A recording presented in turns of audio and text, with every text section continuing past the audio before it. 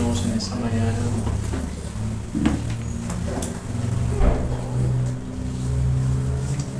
Hay una unción aquí cayendo sobre mí, llenándome,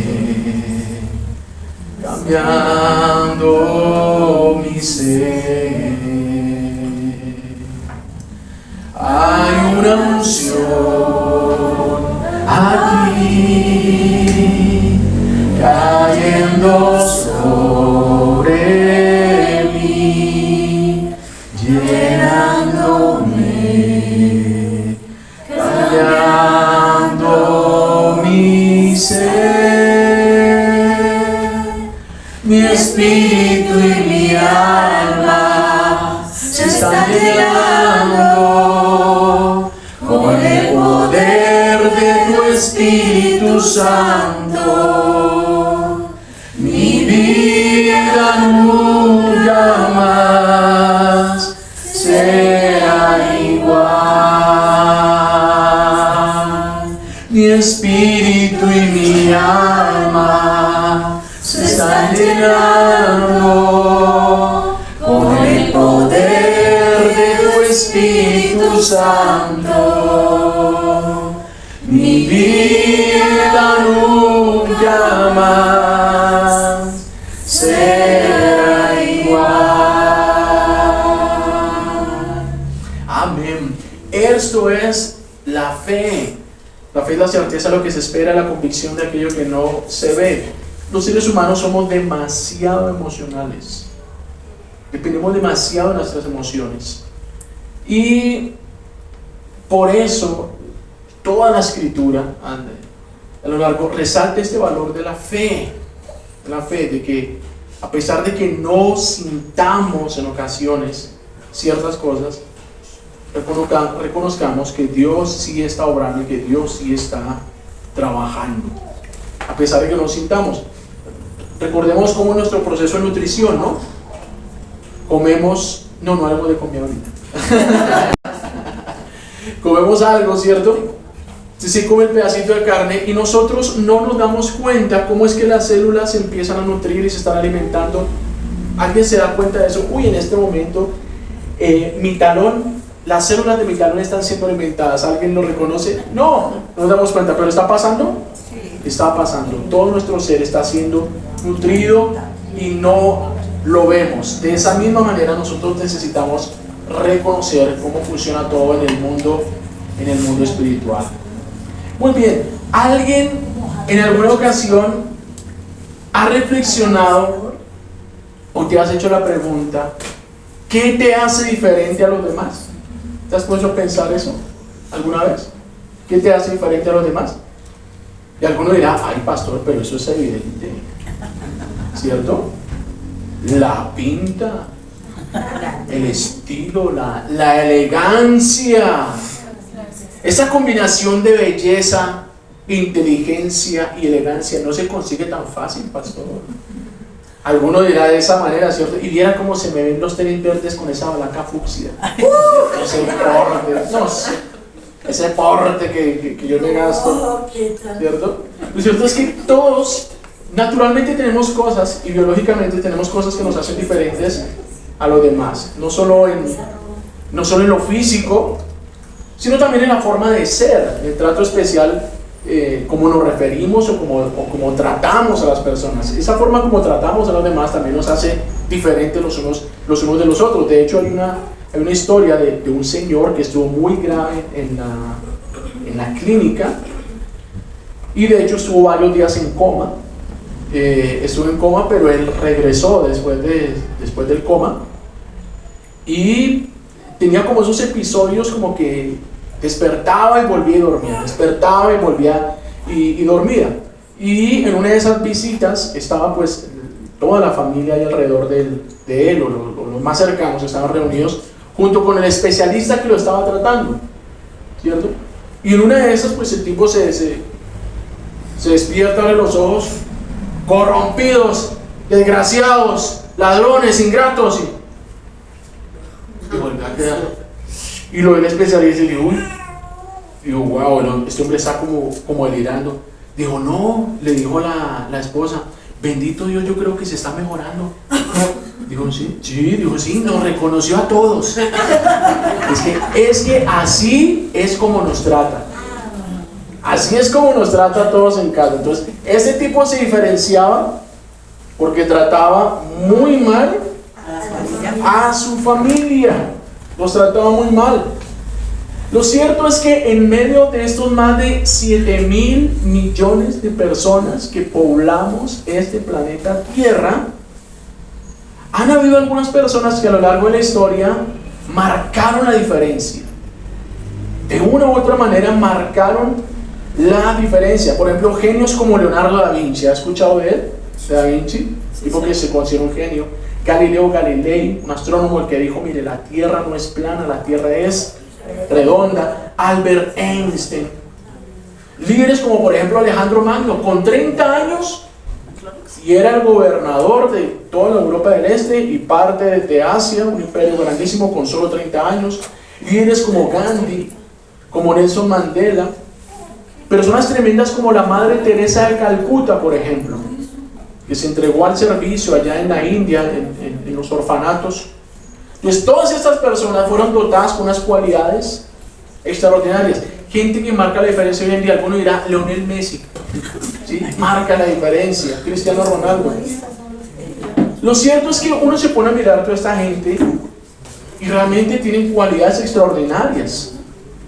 Cada uno en su posición, en su contexto, marcaron la diferencia porque se salieron de lo común. El punto es que si ellos sin Dios lo hicieron, ¿cuánto más nosotros que tenemos al Señor y tenemos a Dios no deberíamos marcar la diferencia? Esta es una verdad que nos debe quedar clara en esta mañana, y es que como hijos de Dios estamos llamados a marcar la diferencia. Estamos llamados a marcar la diferencia. Así que nuestro hermano en esta mañana diga, oiga, sea original. Sea original, por favor, marque la diferencia. Marquemos la diferencia. Pero alguno de pronto piensa y diga, bueno, pero ¿eso para qué, pastor? Yo tengo mi trabajito, no le hago mal a nadie, vivo mi vida sencilla, tranquila. ¿Para qué uno complicarse? Es mejor uno manejar un bajo perfil, como dirían por ahí. ¿Cuál es el problema de no marcar la diferencia? Amados, una vida sin sabor, una vida sin significado. Y esto es clave para la vida. Mire, nunca a nivel histórico hubo una generación con una tasa de suicidios tan alta como nuestra generación. Nunca la gente se mataba tanto o intentaba quitarse la vida tanto como lo han hecho en nuestra generación. ¿Y por qué pasa eso? Una de las principales causas es porque no le encuentran sentido a la vida. No le encuentran sentido, no le encuentran propósito a su existencia. Pero vengo a decir de parte del Señor, amado, que tu vida tiene sentido, que tu vida es muy valiosa, que tu vida es muy importante, que tu vida tiene un valor y tiene un significado únicos. Así no lo creas y así los demás no te lo hayan hecho saber, así la gente te rechace, te hayan hecho al feo. Eso no es cierto a los ojos de Dios. Tu vida es importante para la humanidad. Sí, Señor. Es importante para la humanidad. No viniste aquí apenas para consumir oxígeno y datos de un plan. No viniste apenas para consumir oxígeno. Así que, de verdad, tú te puedes subir a Monserrate, allá, mirar cómo está. Uy, se siente un vacío sin mí. ¿Cómo se sentirá sin mí? Pero sin alimentar los egos, porque la Escritura dice que nadie debe tener un concepto más alto de sí mismo del que deba tener, porque ese hay un concepto que deba tener. Lo cierto es que nuestra vida es demasiado importante. ¿O tú crees que Dios estaba perdiendo el tiempo cuando te dio ese deseo único que tú tienes. Porque es que tú fuiste formado único y repetible, no hay otro. Pues Dios no estaba perdiendo el tiempo porque Dios estaba marcando la diferencia contigo. Amén. Dios estaba marcando la diferencia contigo. Dios no estaba perdiendo el tiempo. Y precisamente respecto a esto quiero invitarlos a reflexionar en esta mañana. Y por eso es que el Espíritu Santo nos tiene un mensaje titulado Marcar la diferencia. Marcar la diferencia. Y esto es muy importante. ¿Por qué? Porque quien vive diferente disfruta de un destino diferente. Quien vive diferente disfruta de un destino diferente. Ahora, de pronto te preguntas en esta mañana, bueno, pastor, ¿y cómo le hago? Porque yo no tengo las habilidades de Lionel Messi. Yo no tengo el liderazgo que tenía Alejandro Magno.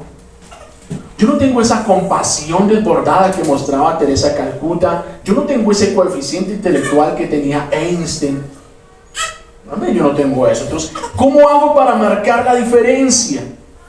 Es por eso que a la luz de la palabra, esa es la respuesta que el Espíritu Santo nos va a estar dando en esta mañana. Y quiero hablarles por lo menos de 3 acciones que todos nosotros podemos aplicar para marcar la diferencia. Hay 3 cosas que nosotros podemos hacer para marcar esa diferencia que el Señor quiere marcar con nosotros.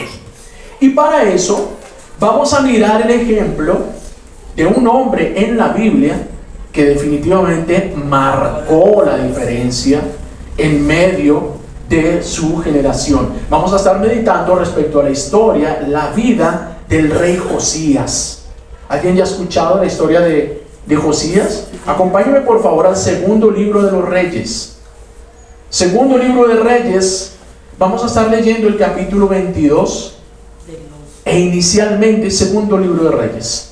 Segundo libro de Reyes, capítulo 22. Inicialmente vamos a estar leyendo los versículos del 1 hasta el 3.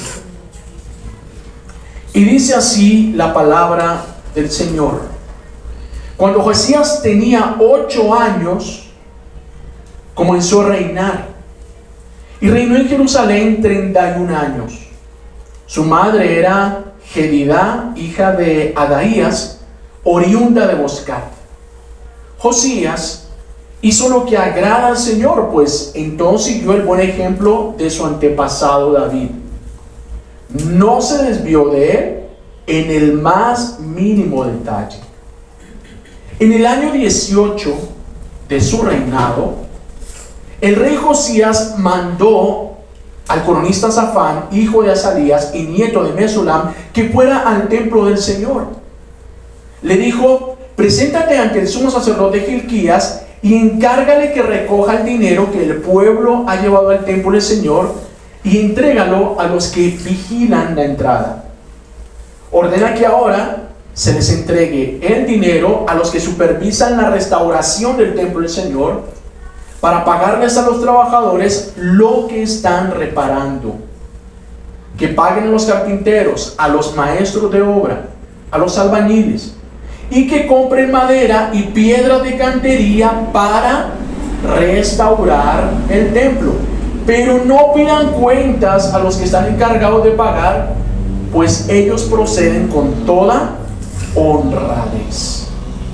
El sumo sacerdote Gilquías dijo al cronista Safán: he encontrado el libro de la ley en el templo del Señor. Entonces se lo entregó a Safán, y este, después de leerlo, fue e informó al rey. ¿Qué le informó? Sus servidores han recogido el dinero que estaba en el templo del Señor y se lo han entregado a los trabajadores y a los supervisores. El cronista Safán también informó al rey que el sumo sacerdote Gilquías había entregado un libro, el cual leyó en su presencia. Cuando el rey oyó las palabras del libro de la ley, se rasgó las vestiduras y dio esta orden a Gilquías el sacerdote, a Ahicán hijo de Safán, a Acbor hijo de Micaías, a Safán el cronista y a Asaías su ministro personal. Con respecto a lo que dice este libro, que se ha encontrado, vayan a consultar al Señor por mí, por el pueblo y por todo Judá. Sin duda que la gran ira del Señor arde contra nosotros, porque nuestros antepasados no obedecieron lo que dice este libro, ni actuaron según lo que está ordenado para nosotros. Amén y amén. Que el Señor bendiga su palabra en esta mañana. ¿Qué les parece si oramos al Señor? Padre eterno, quisieras tú, Señor, en esta mañana concedernos un corazón como el corazón de Josías, que con esta sensibilidad y con esta receptividad escuchó tu palabra. Quisieras tú concedernos un corazón así. ¿Cómo necesitamos pedirte perdón, Señor, por tantas veces que la palabra ha pasado de largo en nuestra vida, Señor? Que hoy no sea un día así. Que hoy, Padre de bondad, podamos reconocer que hemos estado delante tuyo a través de la obra del Espíritu Santo y de la predicación de tu palabra. Y que nuestros corazones, Señor, se vuelvan a ti. Responde, Señor, las preguntas de tus hijos en este día, Señor. Te lo ruego en esta mañana, Espíritu Santo, en el nombre de Jesús. Amén y amén. Estamos viendo la historia de el rey Josías, nieto del que fue el peor rey que hubo en Jerusalén, el peor de todos, porque hubo reyes malos, hubo reyes perversos y Manasés.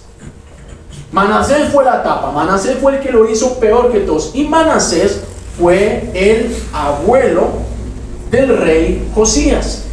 Cuando Manasés fallece, su hijo Amón lo sucede en el trono. Pero como muy posiblemente seguían las malas prácticas de su padre, Amón empezó a reinar con 22 años. ¿Y cuánto le duró el reinado? 2 añitos. A los 2 años, de una manera violenta, sus mismos ministros se confabularon contra él y lo mataron. Y posiblemente también vieron que este hombre era terrible. Y una vez que muere, bueno, después capturan a los ministros y esos ministros también son asesinados. Pero el punto es que Amón muere muy joven, con apenas 24 años. Y es por eso que su hijo Josías, que era el siguiente en el linaje real, tiene que tomar el trono con apenas 8 años. Apenas 8 añitos tenía Josías cuando comenzó a reinar en Israel. Creo que él tuvo la fortuna de que fue rodeado muy posiblemente por tutores temerosos de Dios. Gente que amaba, reconocía la ley de Dios, y desde pequeño él fue instruido en las cosas del Señor, como había sido instruido Manasés, porque es que Manasés, su abuelo, fue hijo de Ezequías, imagínense. Tremendo rey que claramente también tuvo que haberlo instruido en las cosas de Dios. Pero este Josías, además de ser instruido, de tener buenos tutores, ciertamente desde pequeño él mostró una cercanía y una afinidad por las cosas del Señor. De manera que este Josías desarrolló un estilo de vida diferente.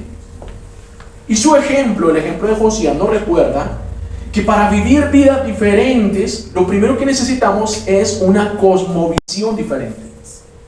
¿Y qué es la cosmovisión? Es los lentes a través de los cuales yo veo el mundo. Eso es mi cosmovisión. Y necesitamos una cosmovisión diferente para vivir de una manera diferente. Porque la cosmovisión de este mundo, o este mundo, ve su realidad a través de Instagram, a través de Facebook, a través de TikTok, a través de Caracol, a través de noticias de semana, a través de la información que le enseñan en las universidades, plagado de ideologías, filosofías erróneas. Con esos lentes es que esta generación está viendo el mundo. Pues para marcar la diferencia, lo primero que necesitamos es una cosmovisión diferente. Y esa cosmovisión diferente tiene una sola fuente: la palabra de Dios. Ahora, como esta palabra, como la Biblia, es tan diferente a lo que hemos aprendido durante años de este mundo, para que esa palabra haga efecto en nosotros, necesita ser recibida con humildad. Ser recibida con humildad. Y aquí está la primera acción que necesitamos aplicar para poder marcar la diferencia, y es que necesitamos recibir la palabra de Dios con humildad. Recibir la palabra de Dios con humildad, y eso fue lo que hizo Josías. Vemos la actitud que él tomó una vez que escuchó la palabra del Señor. Dice el versículo 11 al 13: cuando el rey oyó las palabras del libro de la ley, ¿qué hizo? Se rasgó las vestiduras y dio esta orden a Hilquías, al sacerdote, a Ahicam, hijo de Safán, a Acbor, hijo de Micaías, a Safán el cronista, y a Asaías, su ministro personal. Ya tiene todo ese listado de nombres para sus nietos, sobrinos, nietos. Ahí tienen un escoger. No necesita echar tanta cabeza, ya tiene donde. Versículo 13. Con respecto a lo que dice este libro, se ha encontrado, por favor, vayan a consultar al Señor por mí, por el pueblo y por todo Judá. Porque sin duda que la gran ira del Señor arde contra nosotros, porque nuestros antepasados no obedecieron lo que dice este libro, ni actuaron según lo que estaba ordenado para nosotros. Dios amados, no se trata solamente de recibir la Biblia, no sirve solamente tener contacto con la palabra de Dios, no sirve solamente leerla o no sirve solamente escucharla. Necesitamos recibirla con humildad. ¿Pero por qué con humildad? Porque como muchas de sus verdades no son fáciles de entender, necesitamos esta humildad para aceptarlas. Porque muchas de sus verdades contradicen completamente, reitero, lo que nosotros hemos escuchado. ¿O es que es fácil poner la otra mejilla? ¿Es fácil? ¿Y no es esa la enseñanza del Señor? Es parte de la enseñanza del Señor. ¿Ve que no es fácil? ¿O es fácil perdonar al enemigo? ¿Es fácil perdonar al enemigo? No. A través del Espíritu Santo es fácil. Pues es todo un reto. Es un reto. Bueno, pero a través del Espíritu Santo no lo hacer. O pastor. Es que, perdón, es que no estoy diciendo si es posible o imposible. Estoy diciendo es si es fácil. Ahora, ¿es fácil amar al enemigo? No, no es fácil. Es tremendamente difícil. No es imposible. No es imposible. Pero es fácil, es algo que brota. No. Entonces, como la Biblia nos pide cosas que no son fáciles naturalmente para nosotros aceptar y aplicar, necesitamos tener esta actitud humilde delante de ella. Porque nos pide cosas que a nosotros nos cuestan.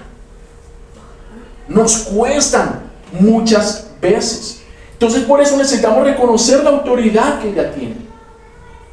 Reconocer la autoridad que tiene la palabra. Necesitamos creer que es la verdad y que esta verdad es para nosotros. Hacerlo de una manera humilde y aplicarlo a nuestra propia vida. Porque esto fue lo que hizo Josías. Él dice: vayan y consulten al Señor por mí, por este pueblo y por todo Judá. Consulten al Señor por mí. Porque Él mismo se está viendo señalado por la palabra. ¿Sí? Porque una de nuestras tendencias naturales es que, preciso, llegan y dicen: ay, hubiera venido este domingo que hablaron del cigarrillo.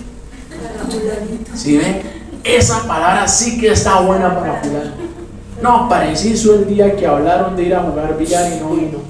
¿Sí? No, esa palabra sí que está buena para mi cuñado. Vamos, si el Señor nos está permitiendo a nosotros leer esta palabra, escuchar esta palabra, es porque algo tiene para nosotros. Algo tiene para nosotros. Necesitamos aplicarla a nuestra propia vida, dejar ser impactado por ella. Porque el lío es que aún después de años, muchos después de escucharla, todavía en el fondo de su corazón combaten con la palabra. Todavía combaten con la palabra. Y se lo digo porque conozco, ayer mismo, que estaba entregando unas arepas, hablaba con un hermano, más de 15 años en el Evangelio. Y no sé por qué sale el cuento de la plata y sale el cuento del diezmo. Ay, pero diezmar. No, lo importante es uno llevar algo. ¿Sí? Pero diezmar. No, eso, mire, uno es preferible hacer un mercado y llevárselo a alguien pobre, ¿cierto? Pero y no hace ni lo uno ni lo otro, ni diezman y nunca tampoco le llevan el mercado al necesitado, ¿sí? No diezman, pero a varias no le fallan, ¿sí? No diezman, o como decía mi esposita, no tienen pena en gastarse 100, 200, 300 en un juego para su Xbox. Y no se le da nada, pero 10 más, 100 para el Señor, no, eso es mucho. Entonces, perdonar, no. Yo perdono, pero no olvido, porque quien perdona es Dios. No perdona. ¿Sí? Algunos, después de años escuchando la palabra, todavía tienen ese tipo de ideas. A eso es a lo que voy. Que todavía leen la Biblia, o el pastor está hablando, y combaten en su corazón con aquello que están escuchando. Entonces, si hay algo que nos está mostrando el ejemplo de Josías, este varón que marcó la diferencia de su generación, fue precisamente su actitud humilde al recibir la palabra.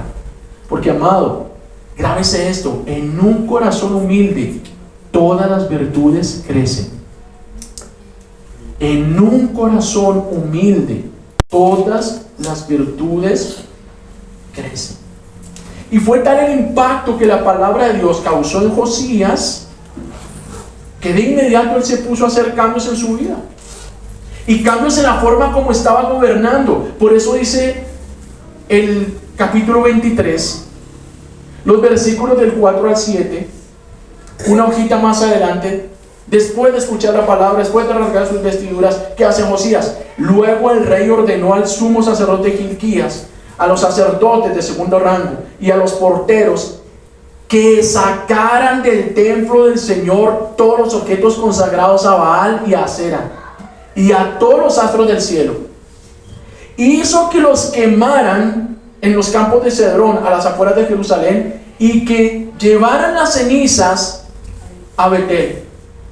También destituyó a los sacerdotes idólatras que los reyes de Judá habían nombrado para quemar incienso en los lugares paganos, tanto en las ciudades de Judá como en los alrededores de Jerusalén, los cuales quemaban incienso a Baal, al sol, a la luna, al zodiaco y a todos los astros del cielo.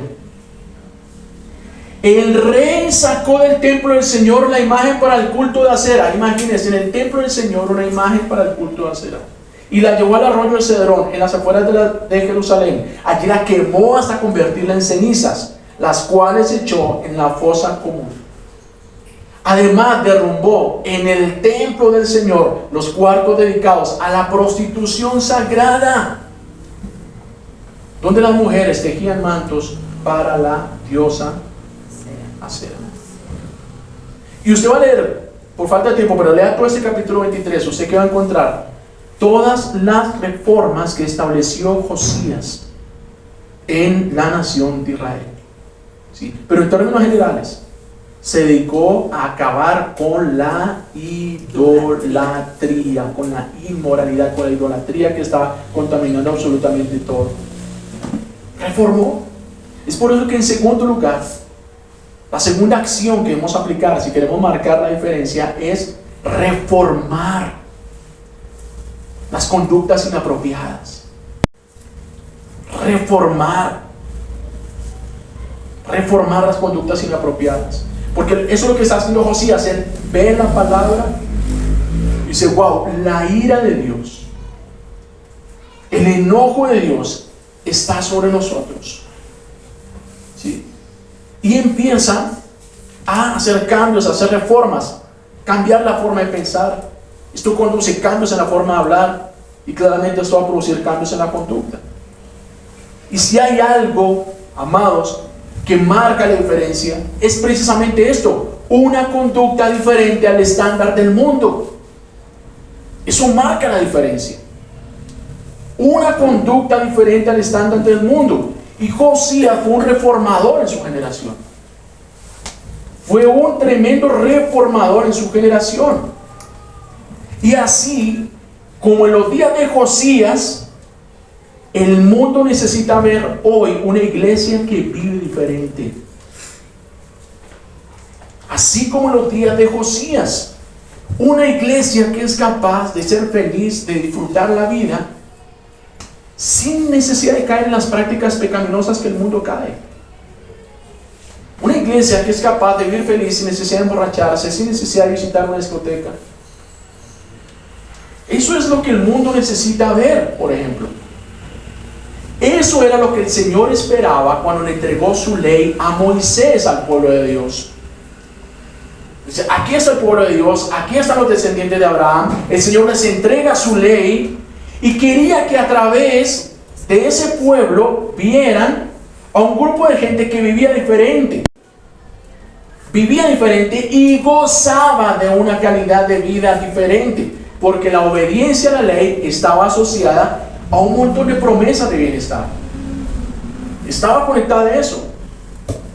Dios quería que vieran un pueblo donde los esposos eran fieles a sus esposas, donde los esposos no maltrataban a sus esposas. Dios quería que vieran un pueblo donde no se robaban los unos a los otros, que vieran un pueblo donde no se mentían, donde no eran infieles esposo con la esposa, donde no había adulterio. Eso era lo que Dios quería. Un pueblo que respetaba a sus padres y a sus adultos mayores. Un pueblo que honraba a su padre y a su madre. Y eso fue lo que logró Josías al erradicar la idolatría y hacer que el pueblo se volviera a Dios, que volviera a la práctica de la palabra de Dios. Reformó la conducta. Pregunta, ¿eso funciona el día de hoy? Por supuesto, amados. Claro que funciona en nuestros días. De hecho, nosotros el 31 de octubre, recordemos que como creyentes no celebramos Halloween. No celebramos Halloween. Y por favor, no disfracen a sus niños para el Halloween. Es una fiesta consagrada al diablo. Mire el contexto, por favor, de la fiesta. Muerte, calaveras, ¿cierto? Todo aquello que es sombrío, oscuro, negro, diabólico. Halloween es para los brujos lo que para nosotros es la Semana Santa. Es su celebración más importante, es cuando más ritos se hacen. Por favor, no podemos ser tan ingenuos nosotros como para pensar que es una fiesta inocente, porque no tiene nada de eso. Entonces, 31 de octubre, nosotros como creyentes celebramos, es el día de la Biblia. ¿Por qué? Porque fue el 31 de octubre que Martín Lutero colgó las 95 tesis y empezó lo que se llamó la Reforma Protestante. Y gracias a ese movimiento de reforma, a ese movimiento de cambio, la gente empezó a disfrutar de la palabra de Dios en su propio idioma. Y al recibir la palabra de Dios con humildad, cambiaron, reformaron su estilo de vida. Y aún los historiadores que no son cristianos reconocen a este movimiento de la Reforma Protestante como uno de los sucesos más significativos en la historia de la humanidad, por la cantidad de cambios beneficiosos que produjo en Europa, que fue donde se experimentó. ¿En qué cosas cambió, por ejemplo, la Europa de su momento? En primer lugar, la educación, porque se permitió la democratización de la enseñanza. Los niños y las niñas tenían que ir a la escuela. Niños y niñas, todos, no solo los de los ricos, todos tenían que ir a la escuela. ¿Por qué? Porque todos tenían que aprender a leer. ¿Por qué tenían que aprender a leer? Porque necesitaban leer la Biblia. Se promovió la educación pública, la educación obligatoria para niños y niñas. Se crearon escuelas, universidades de alto nivel. Y algunas de ellas están para hoy. Así nació Harvard, así nació Princeton, así nació la Universidad de Yale. Así nacieron. Y Europa empezó a prosperar porque se empezó a ver una ética cristiana del trabajo. Una ética cristiana. Se fundaron hospitales. Las condiciones sanitarias mejoraron muchísimo. Las condiciones de limpieza porque la limpieza y la santidad están asociadas. Las condiciones de limpieza y las condiciones sanitarias mejoraron muchísimo en la Europa. La gente ya no moría tan rápido, menos enfermedades, mejor control a las plagas. Familias de hombre, mujer, con sus niños, donde el hombre, sacerdote del hogar, leía la Biblia a sus hijos que crecieron en otros principios y en otros valores. Esto fue lo que sentó el base del desarrollo, lo que llevó a Europa a ser el cúmulo de la prosperidad de todo el mundo. Y así fue hasta el siglo XX. Y ya en el siglo XXI, cuando ellos empiezan a dejar de lado esta ley y esta verdad, empieza la crisis. Empieza la crisis verdadera. Y de pronto algunos dirán, no, es que para inmigrar a Europa, irme a vivir a Europa, no está muy bueno. Si quieres ir de paseo, visitar lo que quieres visitar allá, vale. De turismo yo te lo recomiendo.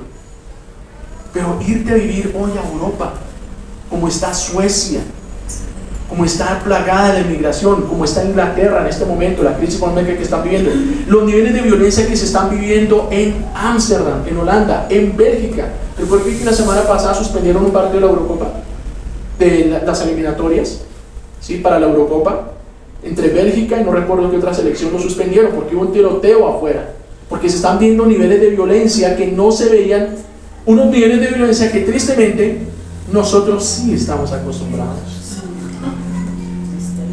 Pero ellos no, porque siglos atrás vivían esto. Pero como tristemente cada vez se cierran más iglesias en Europa, y como Europa está muriendo espiritualmente, y cada vez cierran más iglesias y abren más mezquitas. ¿Saben lo que es que en un barrio de Londres hoy te impongan la ley Sharia, o en un barrio de Estocolmo, tomado por los musulmanes, donde una mujer del común tenga que ser expulsada porque no lleva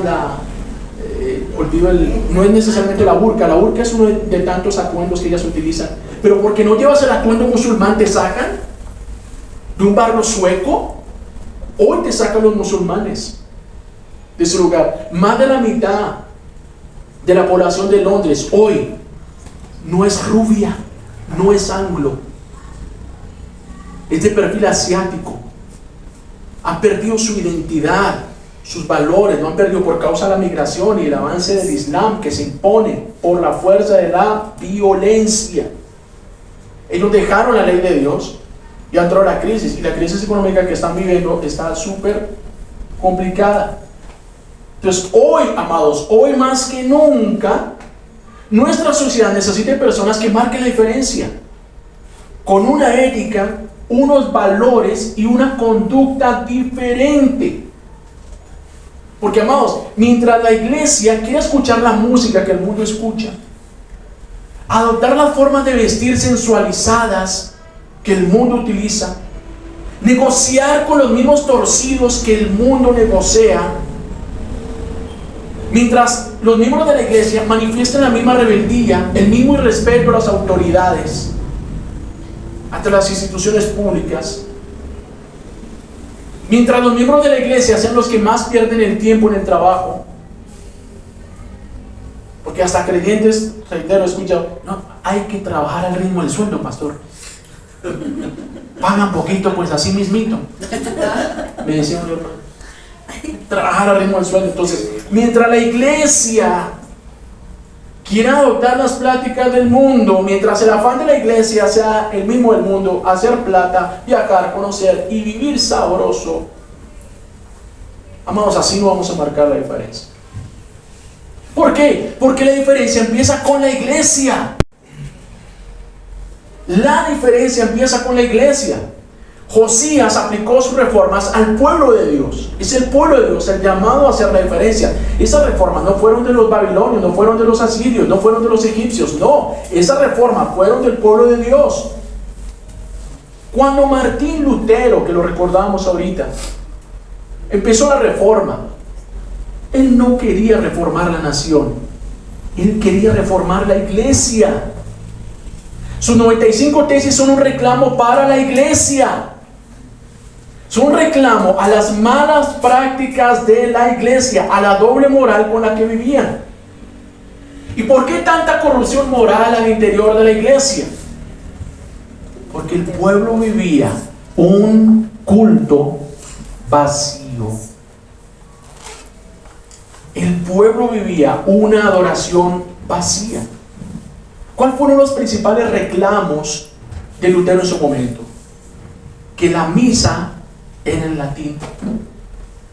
La misa en Alemania o en Francia o en Suiza era en latín. Y usted que conoce la misa, usted ya conoce la dinámica y la emoción que da ir a la misa. Y ahora imagínate una misa en la cual tú no entiendes nada, porque es en latín. Entonces, ¿cómo entraba la gente? Yo creo que salían peor, hasta más aburridos, de la forma como entran. Y es tipo, ¿qué es lo que dice? ¿Qué? Así como entraban y salían. Entonces, un culto, una espiritualidad vacía, una adoración vacía. Y así como en los días de Lutero, así estaba la nación de Israel en los días de Josías. ¿Por qué? Porque el templo, como lo vimos, estaba prácticamente en ruinas, abandonado por sus anteriores reyes. Y como lo vimos, incluso el templo estaba profanado. Habían hasta altares a deidades falsas, lugares dentro del templo dedicados a prostitución sagrada. Dentro del templo, una adoración distorsionada, una adoración vacía. No había culto. Es por eso que el primer proyecto importante que lideró Josías fue precisamente la restauración del templo. Y eso es lo primero que estamos leyendo en el capítulo. Los versículos 3 al 6 nos dejan ver cómo dice: en el año 18 de su reinado, el rey Josías mandó a su cronista Safán, hijo de Azarías y nieto de Mesulán, que fuera al templo del Señor. Y le dijo: preséntate ante el sumo sacerdote Gilquías, encárgale que recoja el dinero que el pueblo ha llevado al templo del Señor y ha entregado a los que vigilaban la entrada. Ordena que ahora se les entregue el dinero a los que supervisan la restauración del templo del Señor, para pagarles a los trabajadores que lo están reparando. ¿Que paguen a quiénes? A los carpinteros, a los maestros de obra, ¿a quién más? A los albañiles, y que compren madera y piedra de cantería. ¿Para qué? Para restaurar el templo. Porque si el templo era restaurado, iba a ser restaurada la adoración. Es por esto, amados, que en tercer lugar, la tercera acción que todos podemos aplicar si queremos marcar la diferencia es restaurar la adoración. Restaurar la adoración. Y es que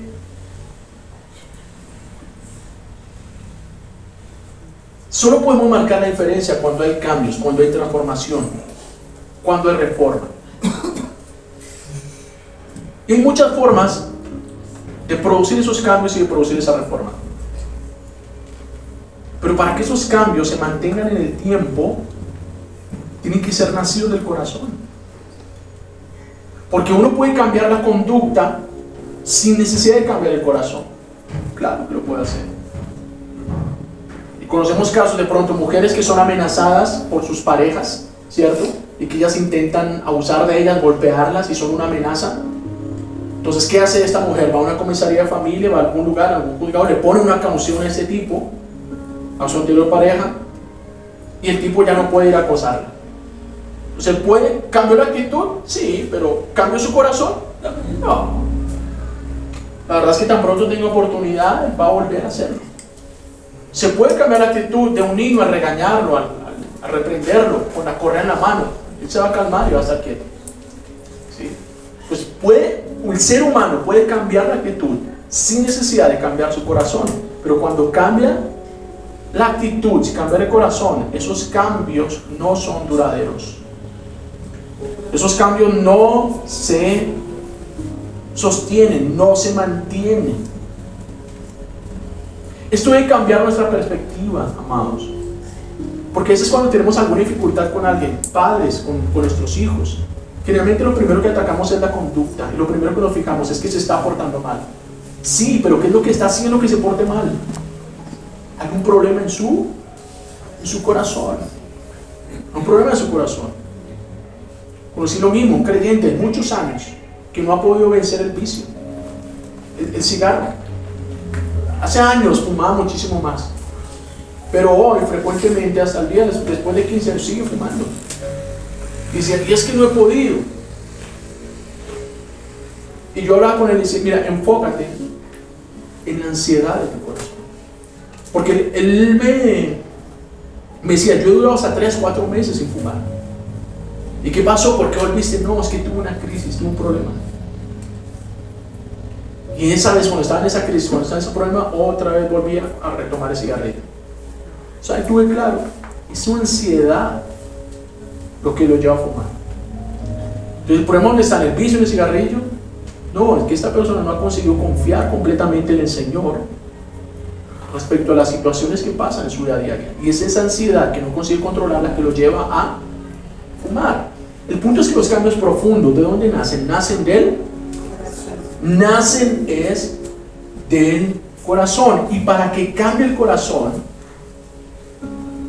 lo primero que hay que cambiar es la forma como nosotros nos relacionamos con Dios, porque Él es el único que puede cambiar el corazón, porque fue quien dijo, yo quitaré el corazón de piedra y les voy a dar un corazón de carne. El único que tiene esa capacidad no es el psicólogo, no es el psiquiatra, no es ningún especialista, no es el cardiólogo. El único que puede hacer eso, ¿quién es? Dios. Y si queremos que cambie el corazón, para que cambie nuestra conducta, necesitamos reformar la adoración, la forma como nos estamos relacionando con Él. Porque en esa relación con Él es que nuestro corazón es transformado. Y hay un libro en la Escritura, el libro de Malaquías, con el cual estudiamos con los líderes y servidores hace 15 días. Y Malaquías lo que hace es denunciar esa adoración en crisis. ¿Qué pasa cuáles son los síntomas de una adoración en crisis? Y Malaquías demuestra varios. Y él habla de esa queja del Señor. Dice, si yo soy Dios, ¿dónde está mi honra? Si yo soy el Señor, ¿dónde está mi temor? El temor que deberían temerme. ¿Qué hacen ustedes trayendo aquí sobre mi altar animales enfermos, cojos, animales tuertos? ¿Qué hacen trayéndolo a mi altar? Si se lo presentas a tu jefe, ¿te los va a recibir? Se va a sentir ofendido. Entonces, ¿por qué me los traes a mí? ¿Por qué yo me tengo que quedar con la migaja de tu vida? ¿Por qué yo me tengo que quedar con lo peor? Es el reclamo del Señor. Y los capítulos siguientes avanza. Porque ustedes han violado el pacto con la mujer de su juventud. Tienen sus esposas y después de que tienen cierta edad, como las ven arrugaditas, como su cuerpo ya no es el mismo, las están dejando. ¿Por qué hacen eso? Esa es la mujer de tu pacto. Y el Señor reclama eso. Y en el capítulo 3, que sigue reclamando, ¿por qué ustedes me roban? Ay, Señor, ¿pero qué te hemos robado? En los diezmos, en las ofrendas. Porque ustedes no reconocen quién soy yo. Y Malaquías denuncia a nivel general esa adoración en crisis. Entonces, cuando hablamos de restaurar la adoración, hablamos, dentro de otras cosas, a la importancia que le damos al culto. Porque Josías ve en el culto algo vital.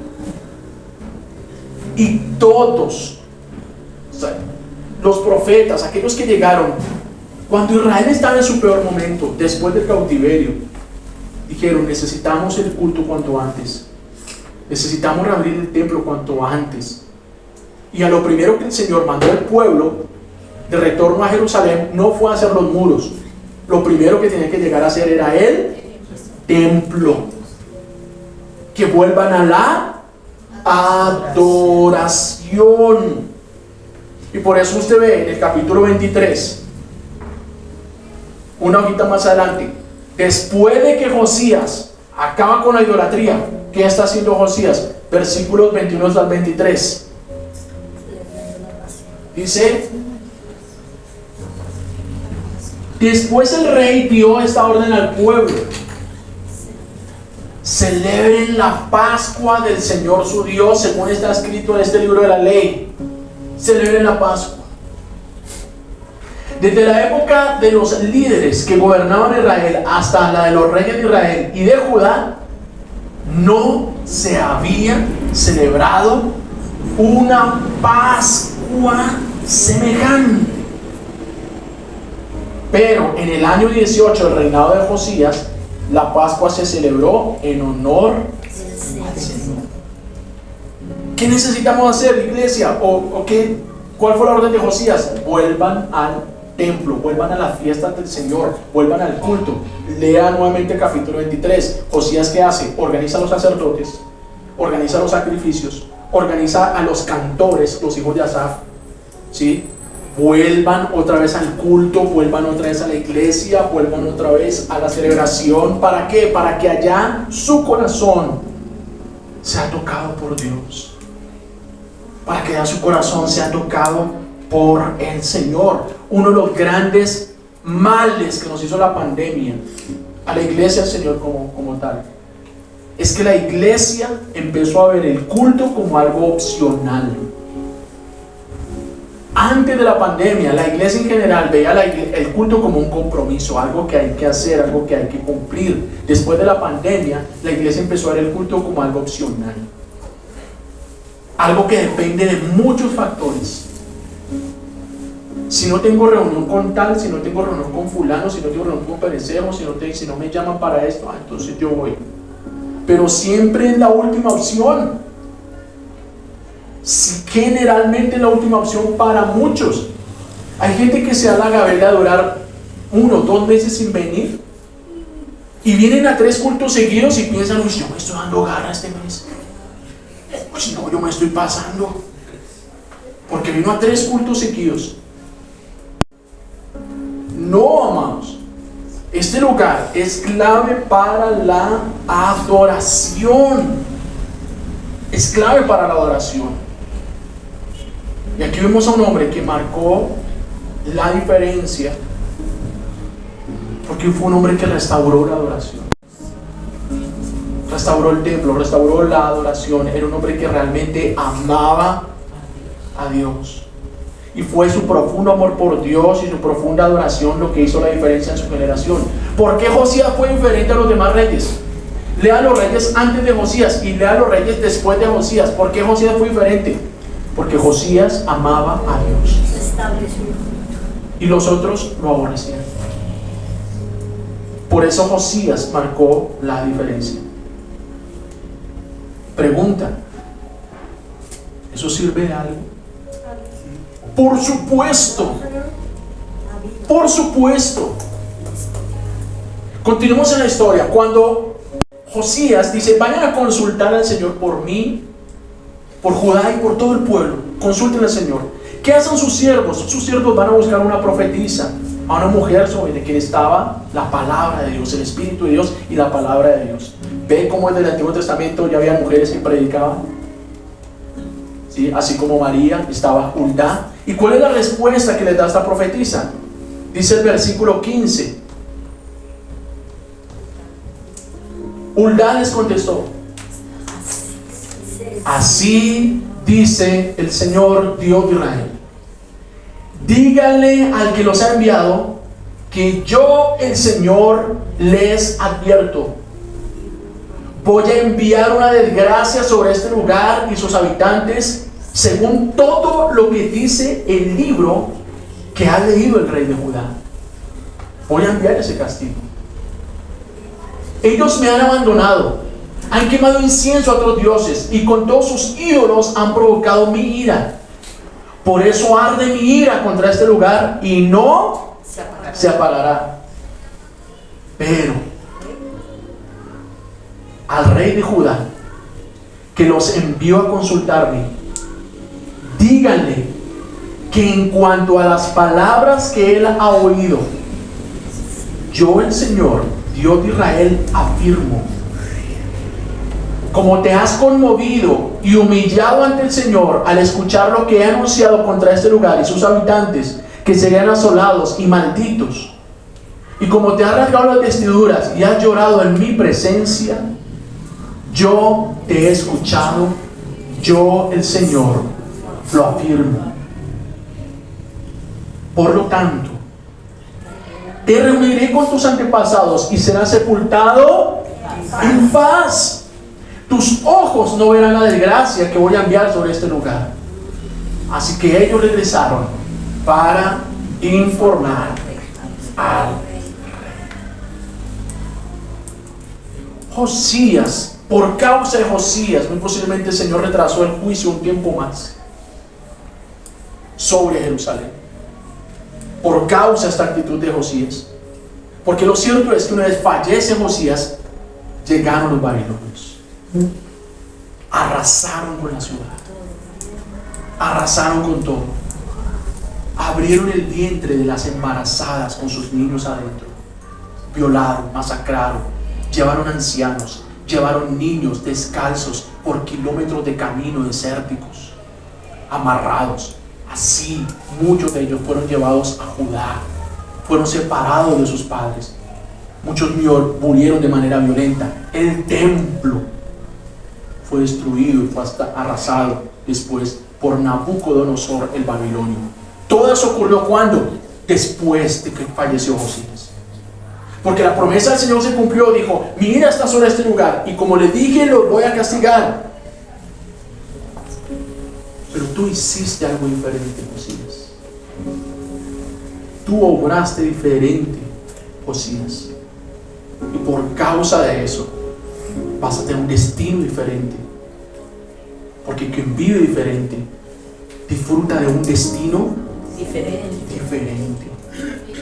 El Señor lo guardó. El Señor lo preservó. Pregunta: ¿este mundo está cumpliendo la ley moral de Dios? Claro que no. Por eso este mundo es objeto de la ira de Dios. El mundo está bajo juicio, bajo la ira de Dios. Y hoy más que nunca que escuchamos guerras y rumores de guerras, y es doloroso escuchar de una guerra entre Ucrania y Rusia, entre cualquier nación.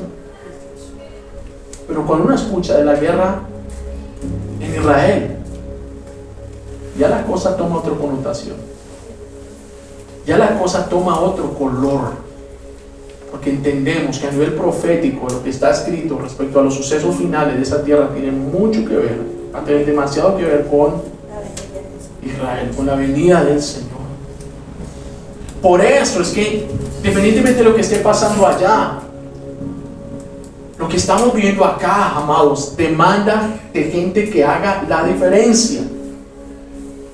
La buena noticia es que no necesitas un talento extraordinario para hacer la diferencia. No necesitas el talento de Messi, no necesitas el coeficiente intelectual de Einstein para marcar la diferencia. Alguno podría decirte: si quieres marcar la diferencia, simplemente sé tú mismo. Y siendo tú mismo, tú ya marcas la diferencia. Pero amado, desde este púlpito se lo digo: por amor a Cristo, por amor a Dios, deja de ser tú mismo. Deja de ser tú mismo.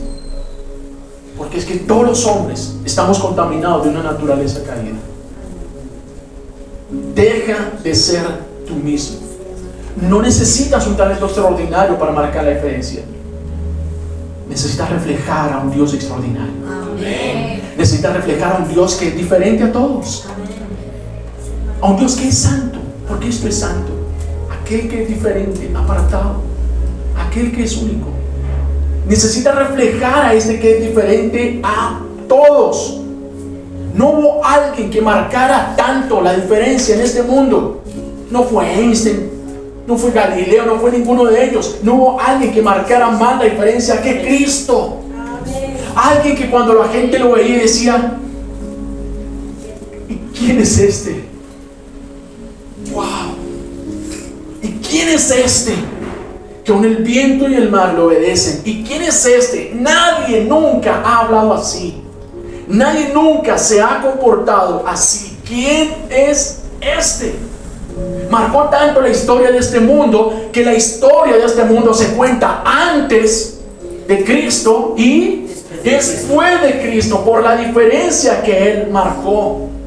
¿Por qué Josías marcó la diferencia en su época? Porque consiguió reflejar parte de la justicia de Cristo. Porque Josías nos está apuntando a Cristo, a un justo en medio de una generación injusta. Josías amó la palabra como la amó Cristo, obedeció la palabra, restauró esa oración. ¿Qué hizo Josías? Marcó su generación.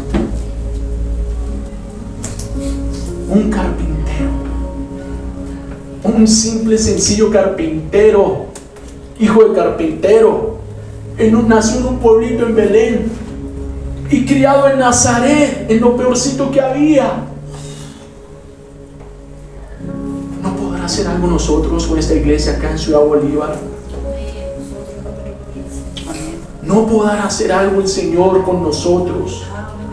Claro que puede hacerlo, y Dios te hizo así, te marcó para marcar la diferencia contigo, para expresarse a través tuyo. Claro que puedes hacerlo. Mira, hay la historia de un rey que en algún momento quiso premiar a los funcionarios más exitosos, a los mejores funcionarios de su gobierno.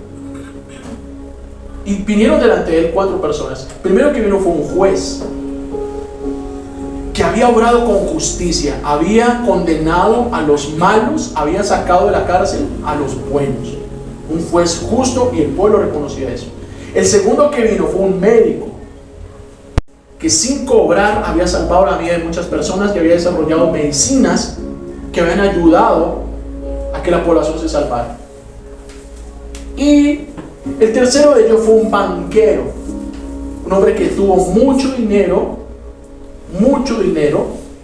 pero había tomado parte de su dinero y había donado a gente necesitada. Y uno por uno fueron entrevistados por el rey. Dice, este hizo eso, este hizo esto, este hizo esto. Y en cuarto lugar, ¿quién había? Una viejita. No había dado un beso a nadie, no había hecho ninguna vacuna, ¿cierto? No había juzgado a nadie, pero estaba ahí la viejita. Le preguntaron, bueno, ¿y esta señora qué? Ella es la maestra de escuela dominical, del banquero, del médico, del juez.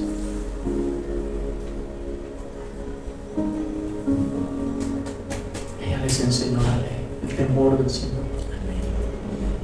El temor del Señor. Claro que tú puedes hacer la diferencia. El Evangelio en ti, Cristo en ti, hace la diferencia. Hace la diferencia. Y no te imaginas el solo impacto que tenga sobre una persona, cuánto va a repercutir a más generaciones, cuánto va a repercutir en más personas. Claro que Dios puede hacer la diferencia contigo, y claro que Dios va a hacer la diferencia contigo si nos decidimos adorar verdaderamente al Señor. Ahí arranca todo. Recordemos el Salmo 115. ¿Qué es el Salmo 115? Los ídolos de los hombres están hechos de metales, de plata, de oro, de barro. Tienen ojos pero no ven. Tienen oídos pero no escuchan. Tienen boca pero no hablan. Tienen pies pero no andan. Semejantes a ellos son todos aquellos quienes en ellos confían y quienes les sirven. Nos hacemos semejantes a quien adoramos. Nosotros nos transformamos, somos transformados en aquello que adoramos. Por eso todo arranca con la adoración. Por eso todo arranca con la adoración. Porque si nosotros nos transformamos, somos cambiados en aquello que adoramos. En eso nos convertimos. Y si queremos ser pequeños Cristos, cristianos, necesitamos adorar verdaderamente a nuestro Señor. Porque ¿quién la diferencia quiere marcar? La justicia de Jesús debe esforzarse por imitar. ¿Quién la diferencia quiere marcar? La justicia de Jesús debe esforzarse por imitar. Marquemos la diferencia, amados. Marquemos. la diferencia. Para eso nos llamó al Señor. Puestos de pie, agradecemos al Señor por